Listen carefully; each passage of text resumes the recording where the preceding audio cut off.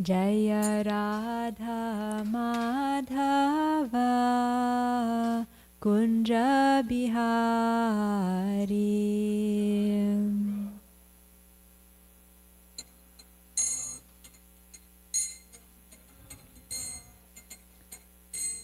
Jaya Radha Madhava Kunja Bihari.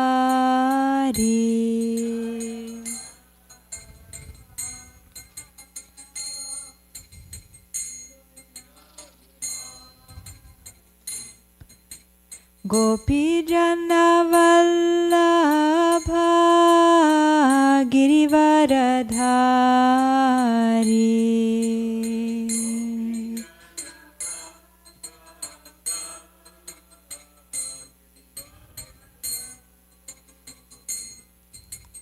Gopi Jana Vallabha Girivaradhari.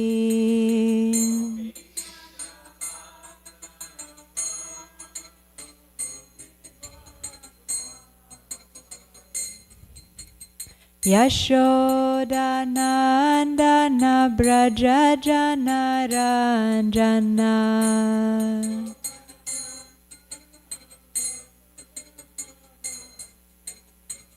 Yashoda Nandana Braja Jana Ranjana.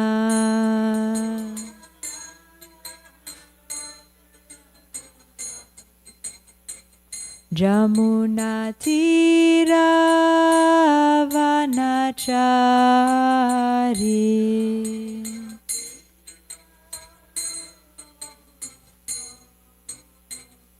Jamuna Tira Vanachari.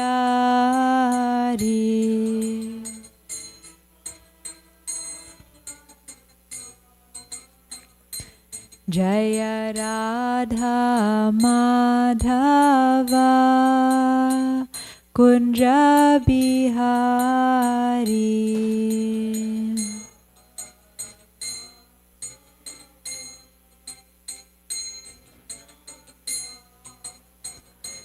Jaya Radha Madhava Kunja Bihari.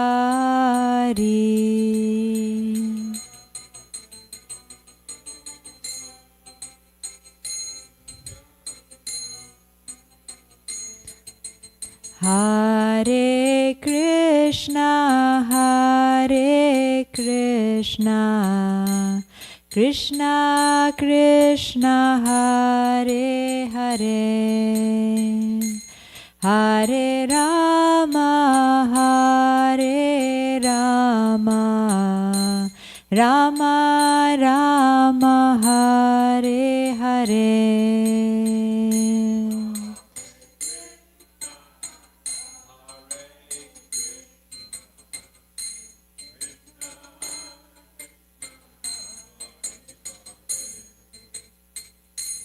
Hare Rama, Hare Rama,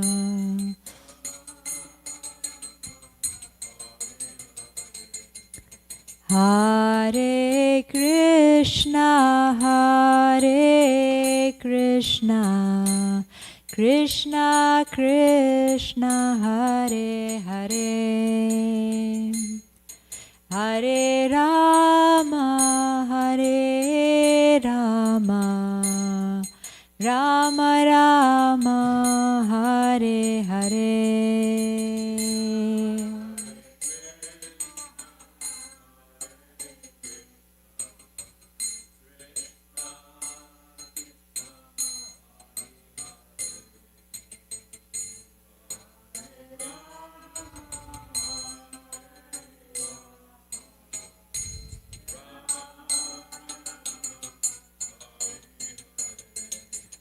Hare Krishna, Hare Krishna, Krishna Krishna, Hare Hare,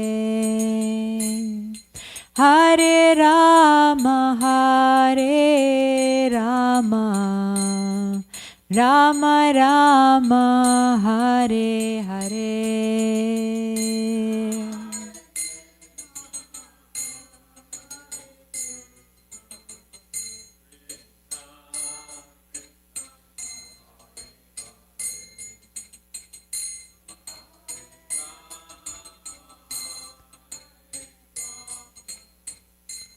Rama Rama Hare Hare Jaya Prabhupada Jaya Prabhupada Jaya Prabhupada Srila Prabhupada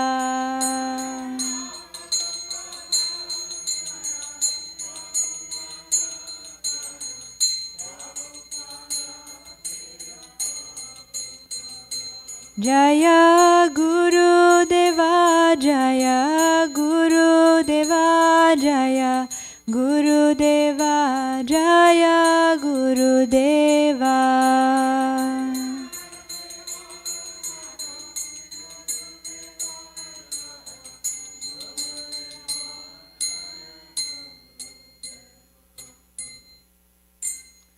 Jayam Vishnupad Paramahamsa Parivrajacharya Astotara Sata Shri Shrimad His Divine Grace A.C. Bhaktivedanta Swami Srila Prabhupada Ki Jai Nantakoti Vaishnava Vrinda Ki Jai Namacharya Srila Haridas Thakur Ki Jai Prem Se Kaho Shri Krishna Chaitanya Prabhu Nityananda Shri Advaita Gadadhar Shri Vasadi Gaura Bhakta Vrinda Ki Jai Shri Shri Radha Krishna Gopa Gopinath Shama Kunda Radha Kunda Giri Govardhan Ki Jai Shri Vrindavan Dham Ki Jai Shri Mayapur Dham Ki Jai Shri Jagannath Puri Dham Ki Jai Jamuna Devi Ganga Devi Ki Jai Tulsi Maharani Ki Jai Bhakti Devi Ki Jai Grantaraj Srimad Bhagavatam Ki Jai Gaur Premanandi.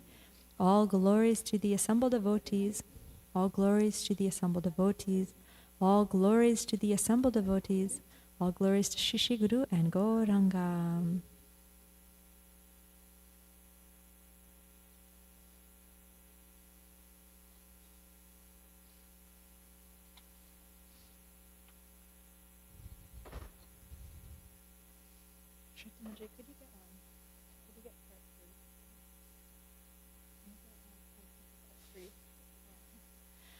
Om Namo Bhagavate Vasudevaya.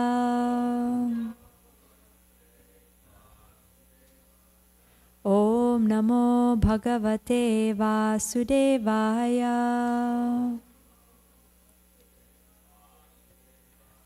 Om Namo Bhagavate Vasudevaya.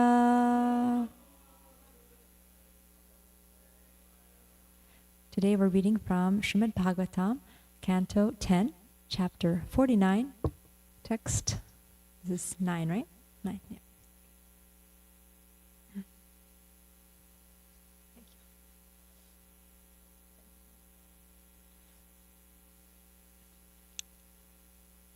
So the chapter is entitled Akrura's Mission in Hastinapur. In Krishna book, it's the chapter is titled Ill-Motivated Dhritarashtra. And here it's going. Yeah. Okay. Bhratreyo Bhagavan Krishna Sharanyo Bhaktavatsalaha Paitri Shvasreyan Smaranti Ramas Chamburu Hekshanaha Bhratreyo Bhagavan Krishna Sharanyo Bhaktavatsalaha Paitri Shvashreyanusmarati Ramas Chamburu Hekshanaha Bhratreyo Bhagavan Krishna Sharanyo Bhaktavatsalaha Paitri Shvashreyan Smarati Ramaschamburuhe Kshanaha.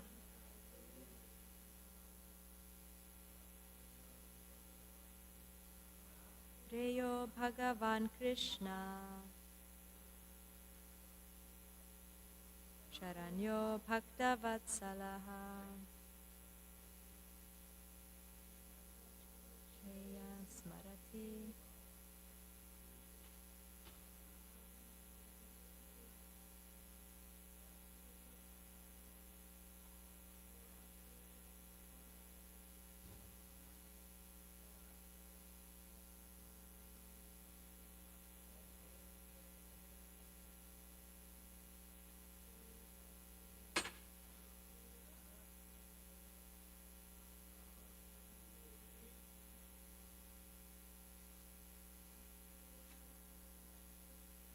Ratreyo Bhagavan Krishna. Charanyo Bhakta Vatsalaha. Paitre Shashreyan Smarati. Ramasham Buruhe Kshanaha. Ratreyo Bhagavan Krishna. Sharanya Bhakta Vatsalaha. Shreyan Smarati.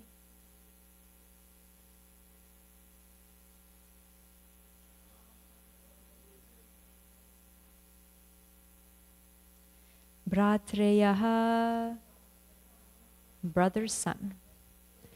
Bhagavan, the Supreme Lord. Krishnaha, Krishna.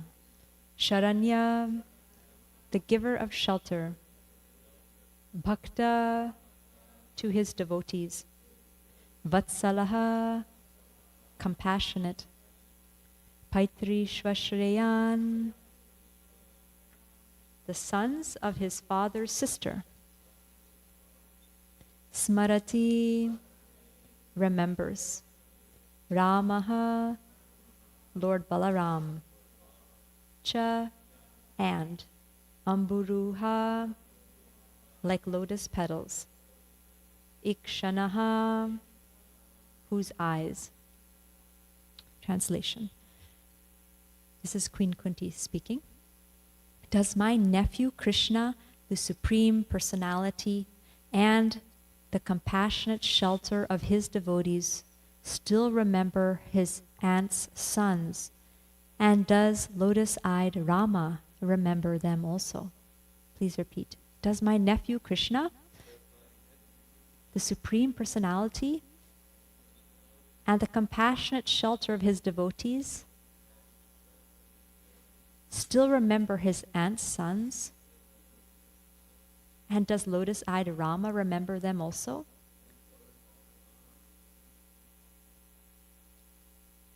Om Jnanatimirandasya Jnananjana Shalakaya Chakshurum Militam Yena Tasmai Shri Guruve Namaha.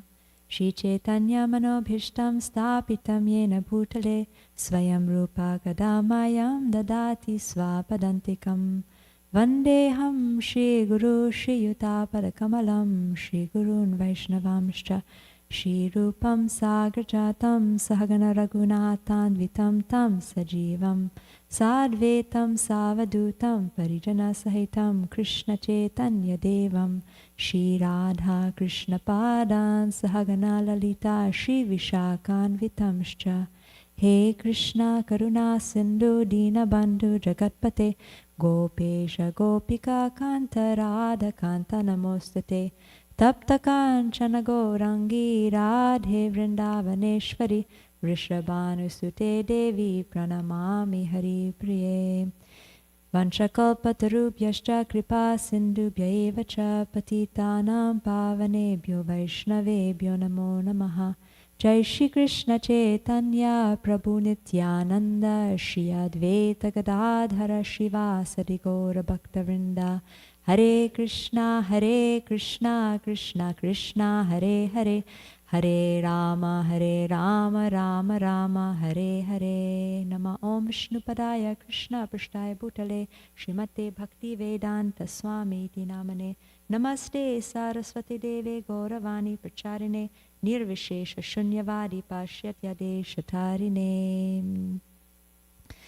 So Akrura has entered Hastinapur to scope out the situation and see what's going on. Krishna specifically sent Akrura because he is astute politically, and he can figure things out just by being there. So Krishna sent him. For a few months, he's staying there, just kind of seeing the situation. How is Dhritarashtra treating the Pandavas? How is Queen Kunti doing? He's just kind of seeing how everything is going. So Kunti Devi, taking advantage of Akrura's visit, she had a personal talk with him, and she begins, with tears in her eyes, she begins to talk about her situation. And first she asks, do my relatives remember us still? And then she says in this verse, does my nephew Krishna, Bratreyo, Bhagavan Krishna. So it's interesting, in that first line, she's saying my nephew, and then she's saying Bhagavan Krishna. So he's my nephew, but he's also Bhagavan. So it's amazing. He's not an ordinary nephew. He's the Supreme Personality of Godhead. And then she's saying he's also Sharanya. He's the shelter, supreme shelter for everyone. And he's Bhakta Vatsala. He's the well-wishing friend of every living entity. He's a lover of his devotees. All of these qualities of Krishna she's giving, but she's also saying he's my nephew.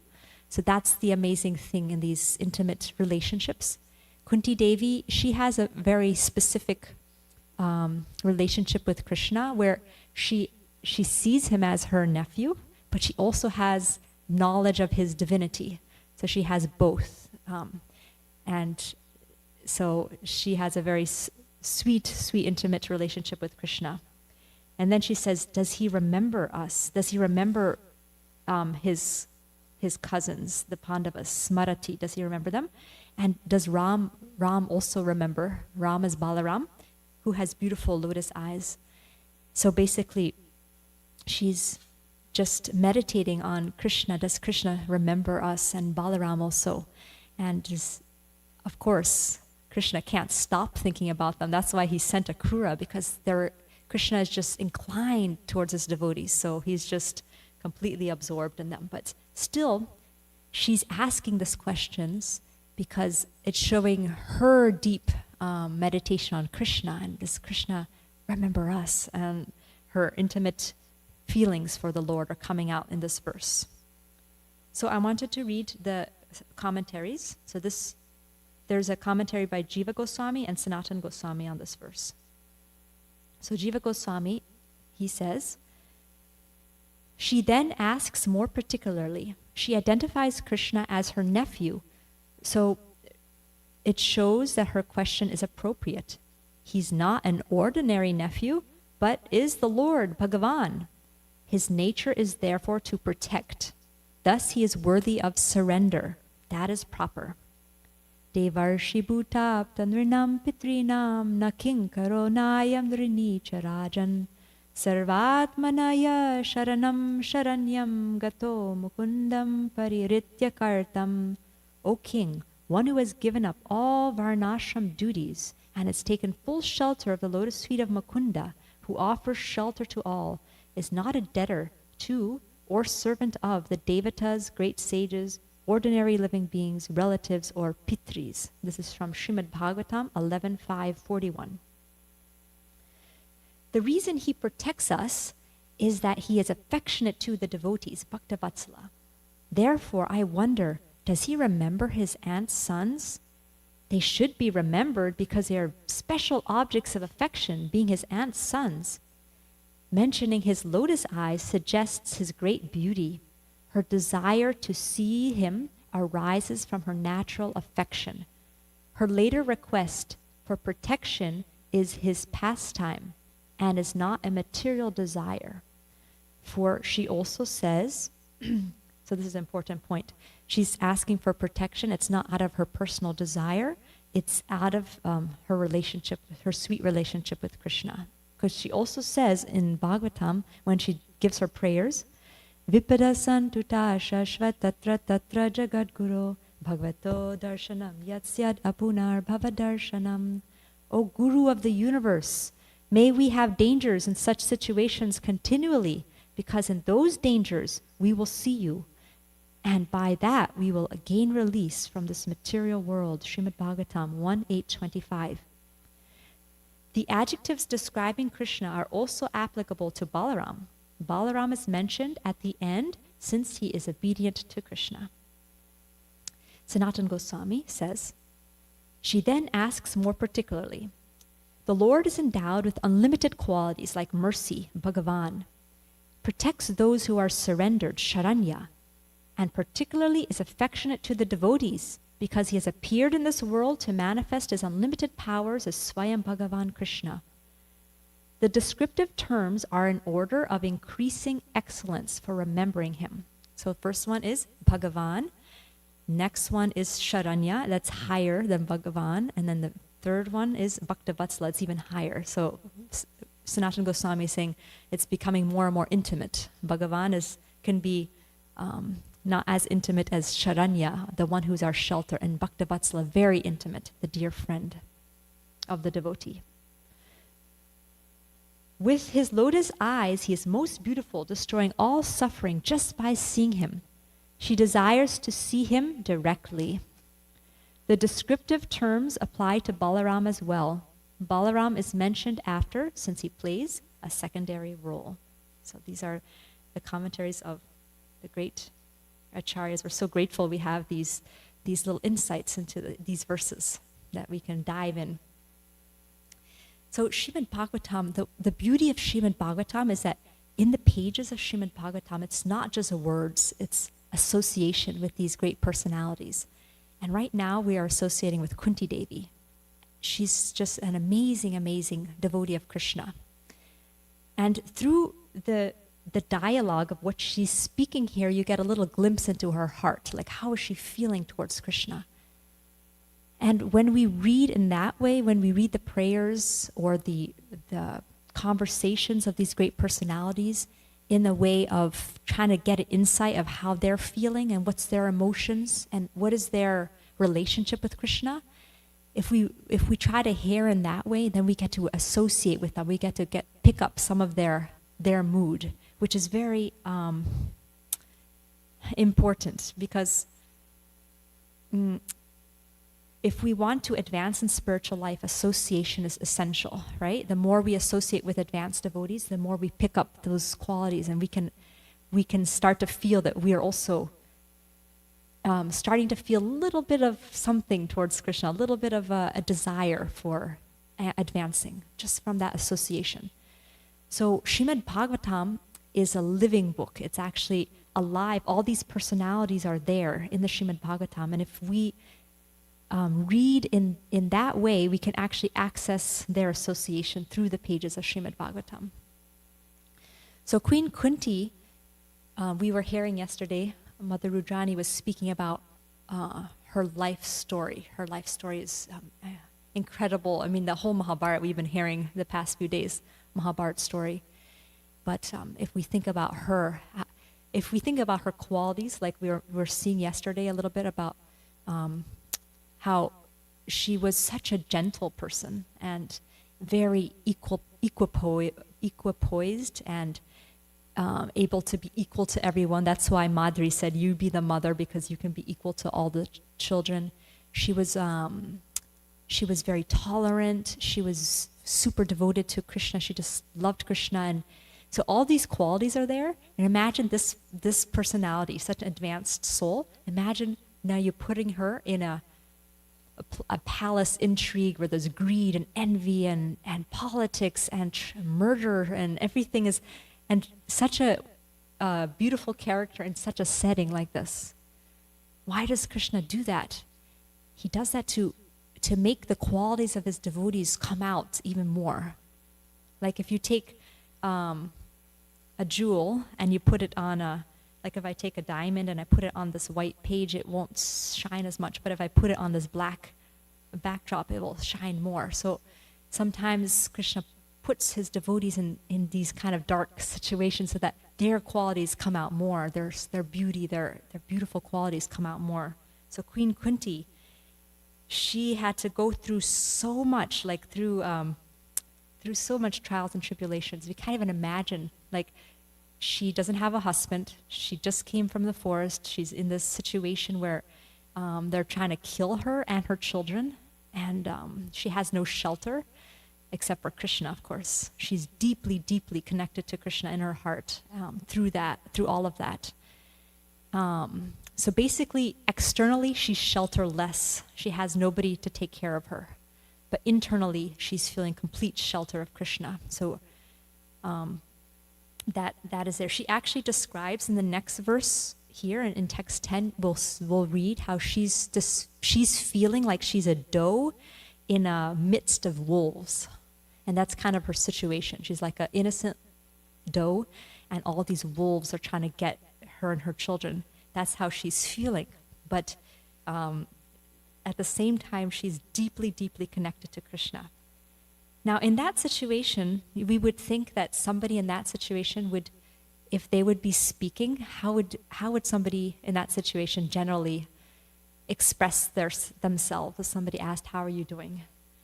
They might be like sharing their resentment, sharing their fear, anxiety, or maybe sharing their extreme, like, begging for, like if she was praying to Krishna, begging, "Oh, please save me, save me."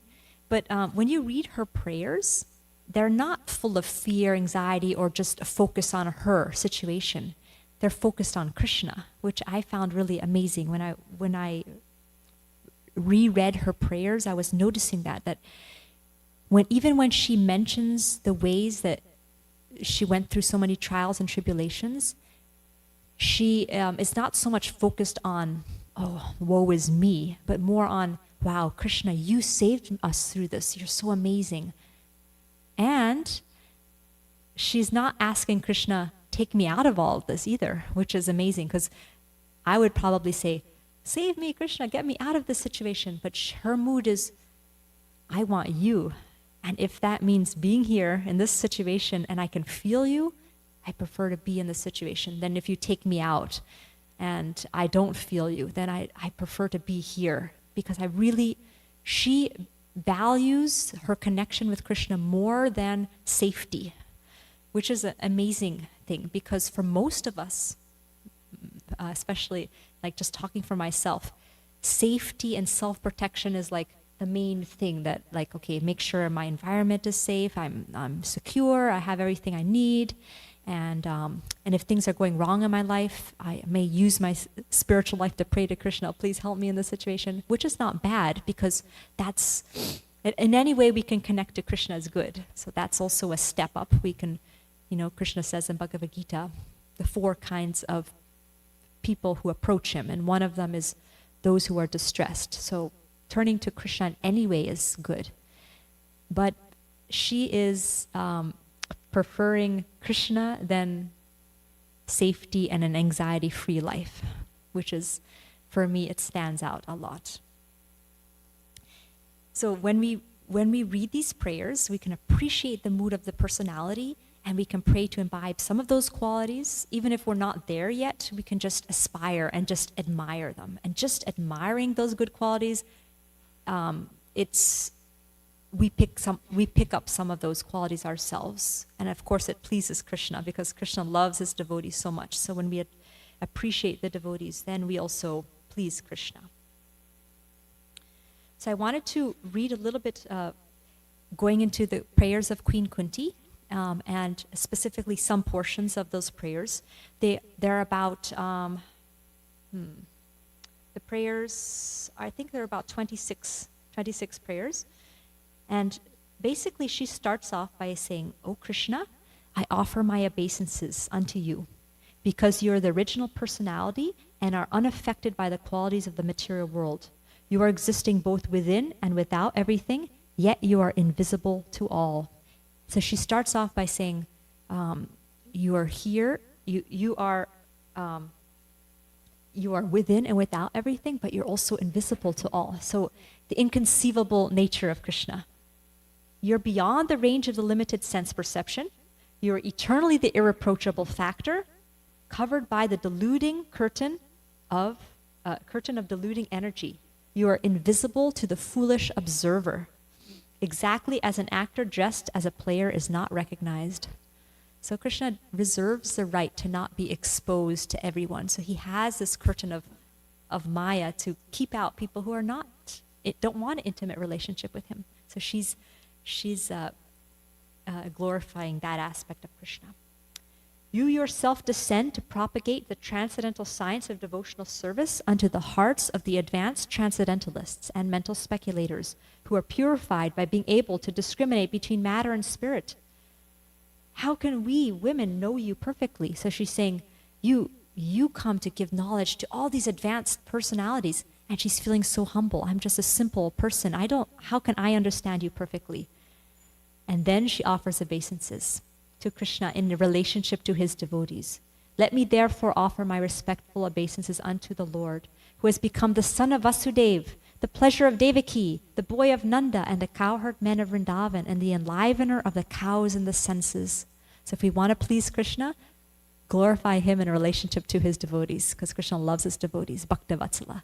So if we say names like Nanda Nandana, Yashoda Nandana, Gopal, which is he in relationship with his cows, all these names are in relationship with his devotees. Krishna really likes those names. My respectful obeisances are unto you, O Lord, whose abdomen is marked with a depression like a lotus flower, who is always decorated with garlands of lotus flowers, whose glance is as cool as a lotus, and whose feet are engraved with lotuses. So everything lotus, because lotus is so beautiful, and also it's above the water, it's not touched by the water. And then she says, O Rishikesh, master of the senses and lord of lords, you have released your mother Devaki, who was long imprisoned and distressed by the envious King Kamsa, and me and my children from series of constant dangers. My dear Krishna, your lordship has protected us from poison cake, from a great fire, from cannibals, from the vicious assembly, from sufferings during our exile in the forests, from the battle where great generals fought, and now you have saved us from the weapon of Ashvatthama. So again, she's saying all these things, but not in a sense of like, oh, why did this happen? But more like in a glorification of Krishna. How amazing Krishna is. He has saved us from all these situations.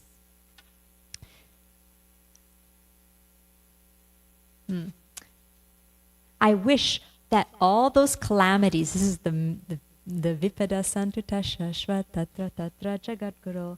I wish that all these calamities would come again and again, so that we could see you again and again. For seeing you means that we will no longer see repeated births and deaths. So again, she prefers to go through whatever she needs to go through, as long as she can always feel Krishna's presence in her life.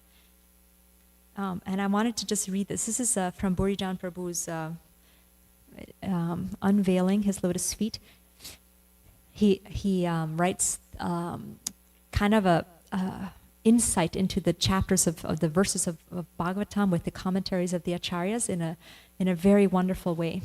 So he writes here, thus she illuminates a deeper relationship with Krishna than God, the remover of devotees' dangers.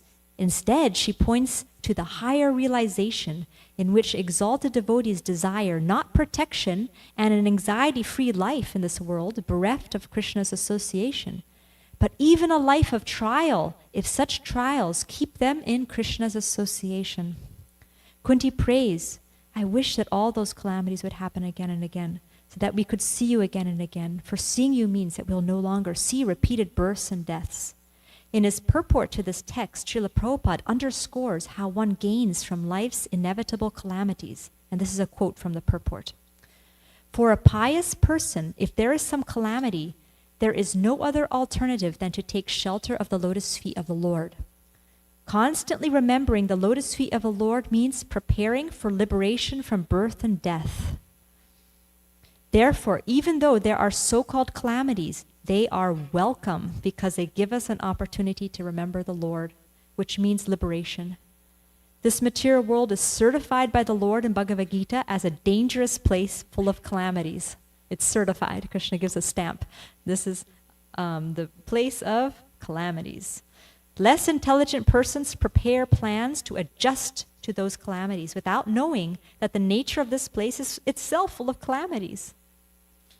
I know for myself, I always try to adjust my situation. If something is going wrong, I okay, try to tweak it here, try to tweak it there, and try to make it myself more comfortable. It's just a fight against the waves of the illusory energy. And you could get caught up. I notice for myself. Sometimes I don't notice it, but I start to get caught up in trying to just fix this, and without realizing, wait a minute, okay, I can do the best I can, but ultimately I can't fight Krishna's illusory energy. I do the best I can, and I accept whatever is meant to happen, and I see how I can serve from the situation I am in. They have no information of the abode of the Lord, which is full of bliss and without trace of calamity. The duty of the sane person, therefore, is to be undisturbed by worldly calamities, which are sure to happen in all circumstances. Suffering all sorts of unavoidable misfortunes, one should make progress in spiritual realization, because that is the mission of human life. Material life, and then Burijan Prabhu continues, material life means dissatisfaction. It centers on the attempt to avoid calamities, but one is nevertheless forced to face the inevitable calamity, death.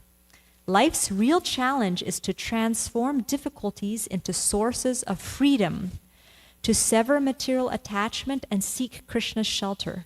True devotees hold on more tightly to Krishna with every difficulty. How wonderful Krishna's actual association must be.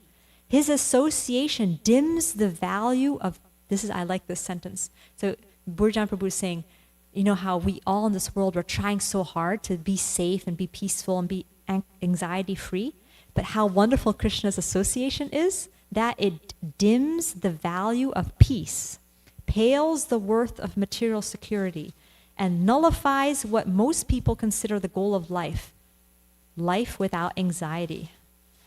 Hearing Kunti Devi's words should spark one's desire to attain Krishna's association by becoming his devotee. Okay. And then Queen Kunti continues. My Lord, how can we approach Krishna? My Lord, your Lordship, Janmaishwarya Shuta Shri Vire Dhamana Madapuman Naivarhatya Bidhatum Vaitvam Akinchana Gocharam. How can you approach Krishna? My Lord, your Lordship can easily be approached, but only by those who are materially exhausted. One who is on the path of material progress, trying to improve himself with respectable parentage, great opulence, high education, and bodily beauty, cannot approach you with great feeling, with sincere feeling. So I've also noticed that. Have you noticed that in your life that when things are hard, that you can turn to Krishna with more feeling? And when things are going pretty smoothly, you tend to be a little complacent and like, okay, it's good, everything is fine, I have things under control. But then when things are a little bit challenging, that's when we realize, okay, I need Krishna. And so that's Krishna's mercy. My obeisances are unto you, who are the property of the materially impoverished. You have nothing to do with the actions and reactions of the material modes of nature. You are self-satisfied, and therefore you are the most gentle and are the master of the monists. My Lord, I consider your Lordship to be eternal time, the supreme controller, without beginning and end, the all-pervasive one. In distributing your mercy, you are equal to everyone. The dissensions between living beings are due to social intercourse. So then she continues on by saying how Krishna's pastimes are very bewildering. He's unborn, and yet he takes birth. He's the Supreme Lord, and yet he comes as a fish or in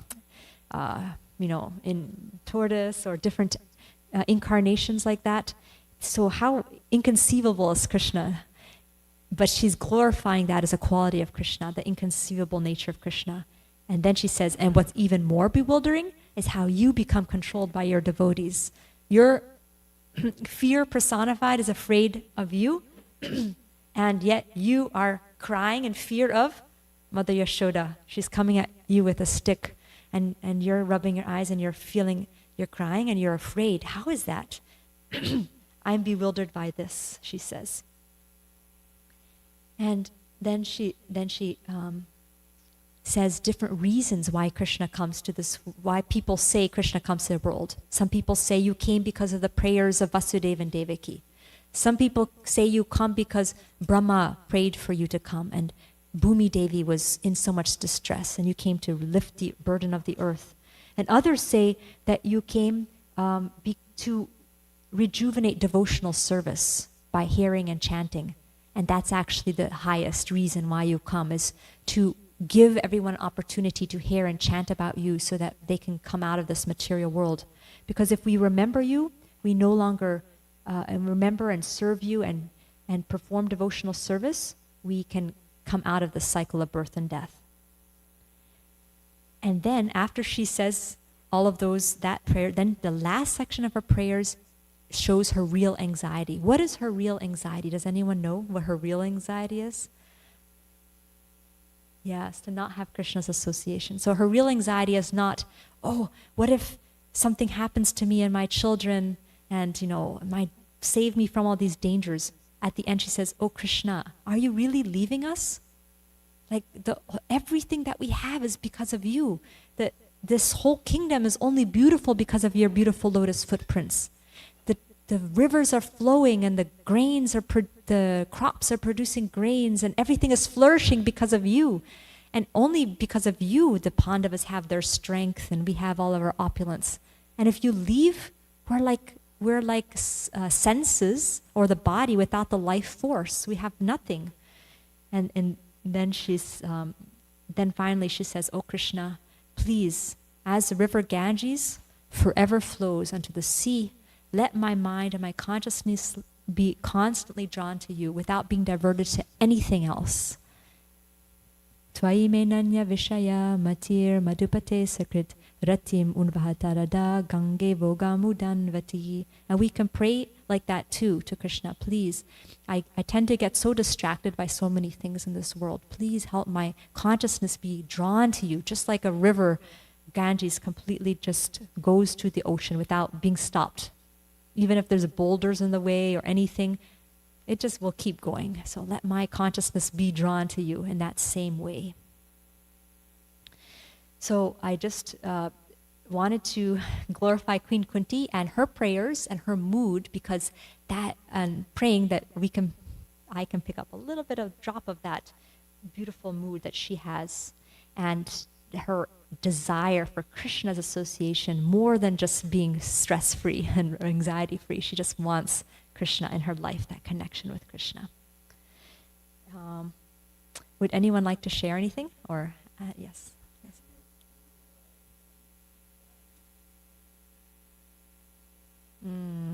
True anxiety is to be transcendental to the material world. Thank you. Yes.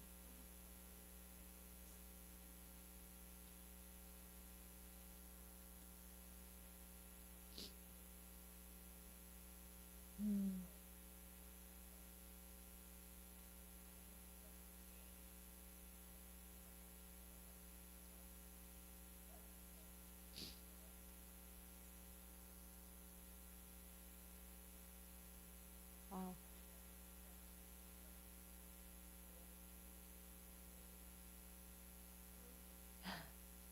That was very beautiful. Krishna, very individual. Krishna is creating the perfect situation for making us, giving us the impetus to advance, and individual lesson plans for each one of us. Like a teacher, she can give a lesson plan to the class, but Krishna gives a lesson plan to each one of us that's perfect for our situation, so that we can come closer to him. Srimad Bhagavatam ki jai, Kunti Maharani ki jai, Srila Prabhupada ki jai, Gaur Premanandi, Hari Hari Bo, Shri Radha Golokananda ki jai. Hare Krishna. Thank you so much, Prabhupada. Hare Krishna. Thank you so much, Prabhupada.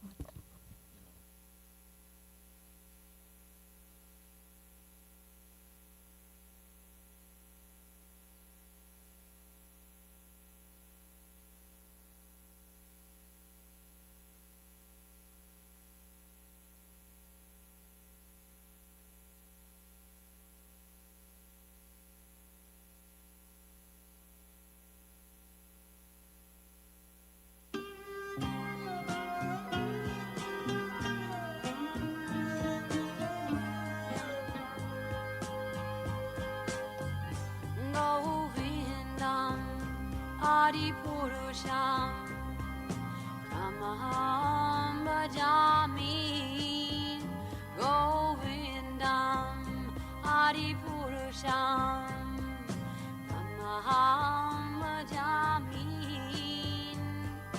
Govindam Adipurusham Tamaham Bhajami Menam Kanvandam Maravindanalayataptam Bharavatam Samasitam Buddhasundarangam Kandar Agom Vidamaniyam Vishesha Shobham Govindam Adipurusham Tamaham Bhajami Govindam Adipurusham Tamaham Bhajami Govindam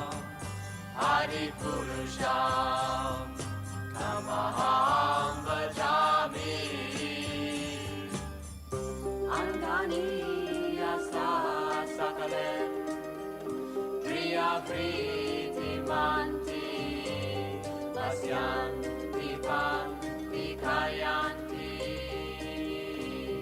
Jiram Naganti Ananda Chinmaya Sadhu Jala Vigrahasya Govindam Adipurusham Tamaham Bhajami Govindam Adipurusham Tamaham Bhajami Govindam Adipurusham Tamaham Bhajami Govindam Adipurusham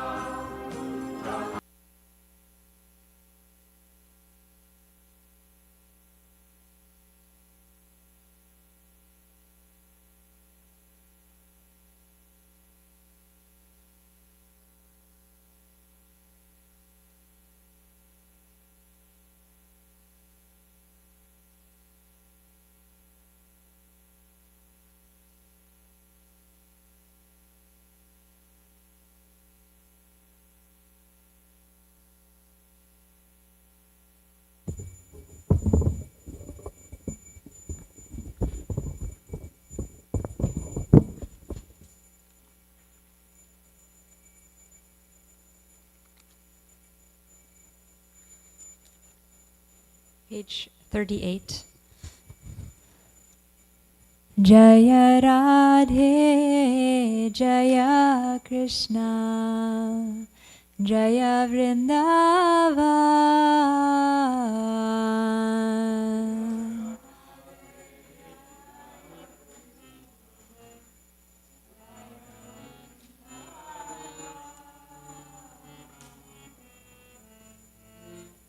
Shri Govinda Gopinatha Madana Mohan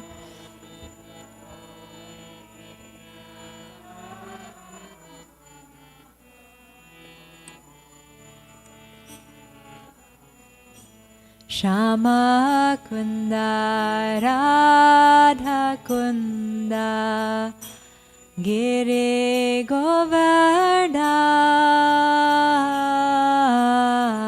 Govardhan Radha Kunda Giri Govardhan Kalindi Jamuna Jaya Jaya Mahavan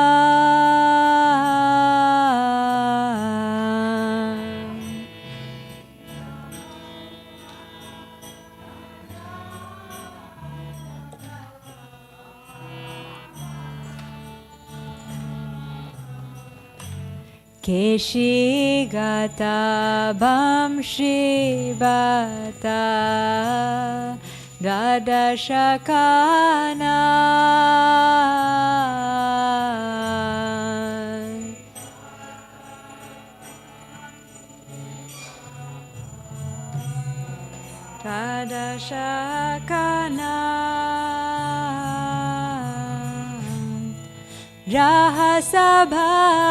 Rahasabhalila Koila Srinanda Nanda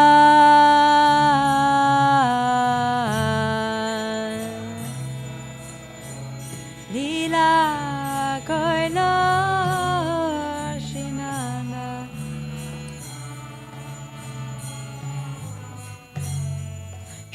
Shinandaya Shoda Jaya Jaya Gopagan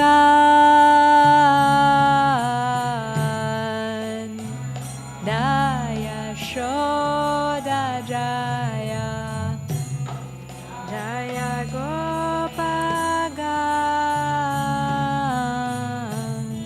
Shri Damadi Jaya Jaya Denu Vasagan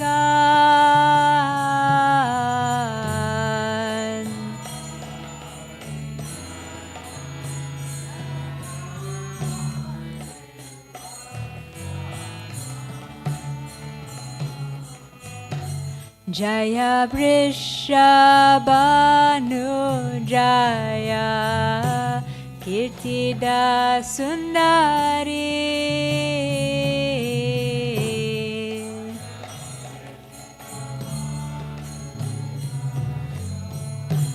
Kirtida Sundari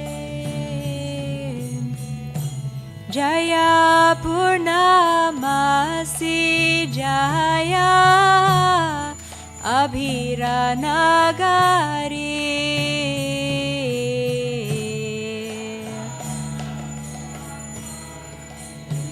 Jaya Abhira Nagari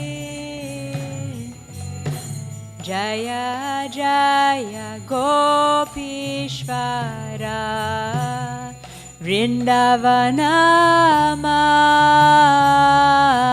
Vrindavanamaj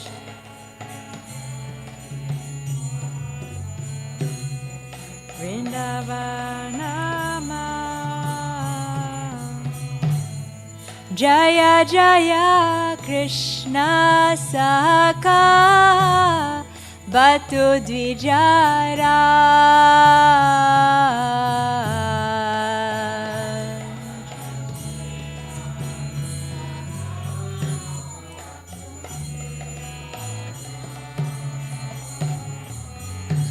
Jaya Rama Gata Jaya Rohini Nandan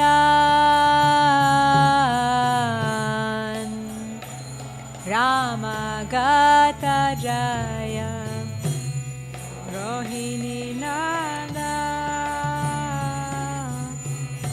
Jaya Jaya Vrindavana Basi Jataja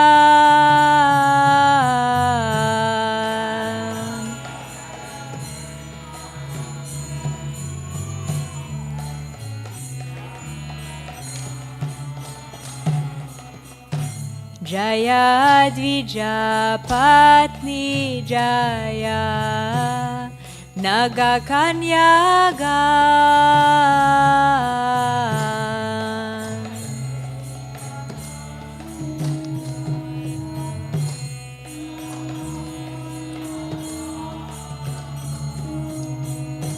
Bhakti Teja Hara Paila Govinda Chara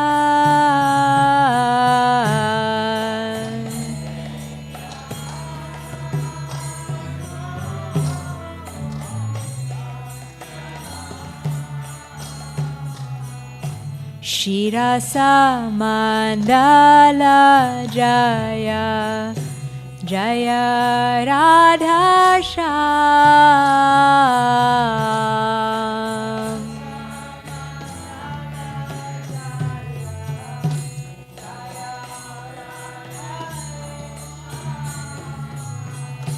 Jaya Jaya Rasa Leela Sarva Manoram.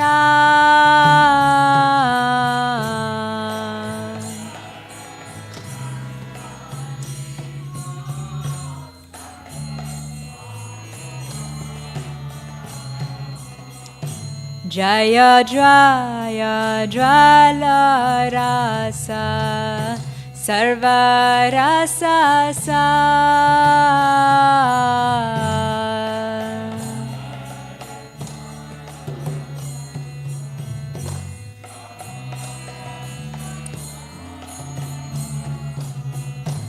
Parakiya bhave jaha brajete prachar.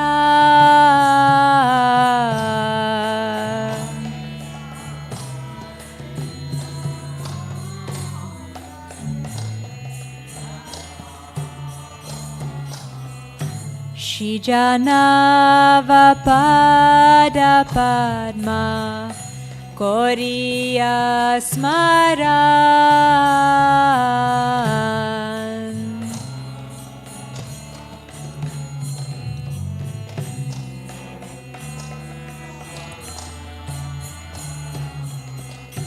Dina Krishna Dasa Kohe Nama Sankirtan.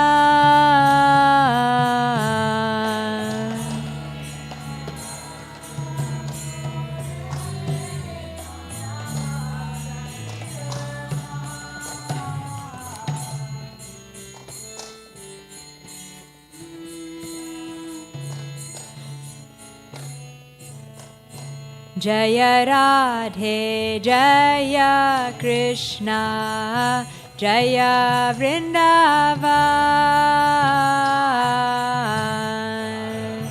Radhe Jaya Krishna Jaya Vrindavan.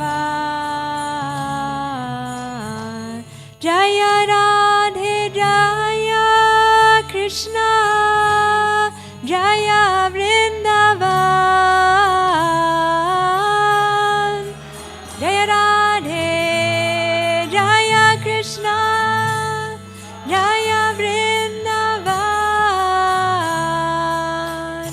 Shri Govinda Gopinata Madana Mohan. Shri Govinda Gopinata Madana Mohan. Jaya Radha Golokananda Radha Golokananda Shri Radhe. Radha Golokananda Radha Golokananda Shri Radhe.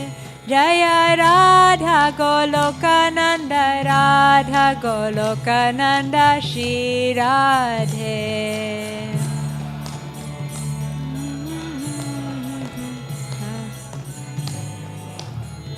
Jaya Giri Govardhan Jaya Giri Govardhan Jaya Giri Govardhan Jaya Giri Govardhan.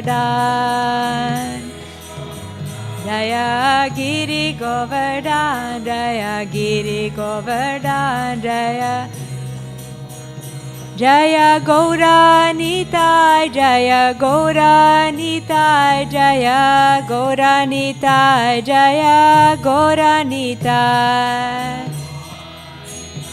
Jaya Gauranitai Jaya Gauranitai Jaya Jaya Jaya Prabhupada Prabhupada Prabhupada Jaya Jaya Prabhupada.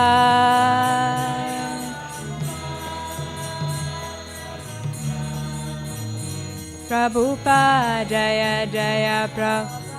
Jaya Jaya Gurudev Gurudev Gurudev Jaya Jaya Gurudev.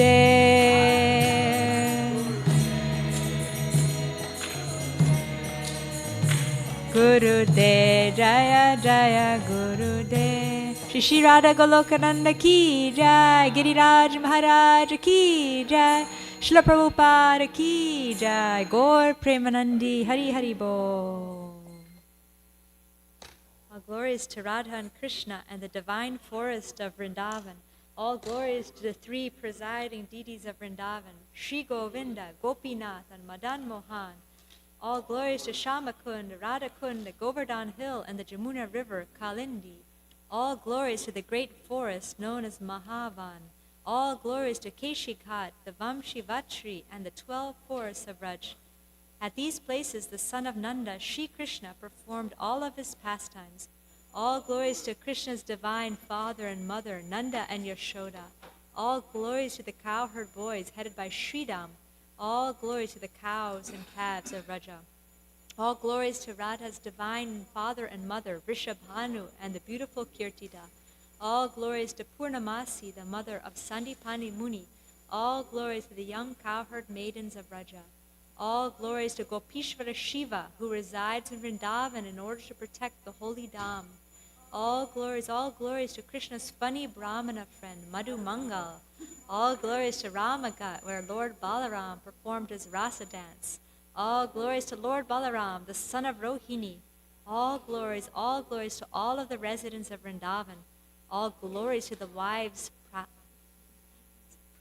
of the Kaliya serpent. Through pure devotion, they all obtain the lotus feet of Lord Govinda. All glories to the place where the rasa dance of Sri Krishna was performed. All glories to Radha and Shyam. All glories to the divine rasa dance, which is the most beautiful of all Krishna's pastimes. All glories to the mellow of conjugal love, which is the most excellent of all rasas and is propagated in Braj by Sri Krishna in the form of the divine Parakiya Bhav. Remembering the lotus feet of Lord Nityananda's consort, Sri Janava Devi, this very fallen and lowly servant of Krishna, sings the Sankirtan of the holy names. Shri Krishna Das Kaviraj Goswami Ki Jai. Panamarjanam Bhavamahadavagni Nirvapanam Vaidavachandra.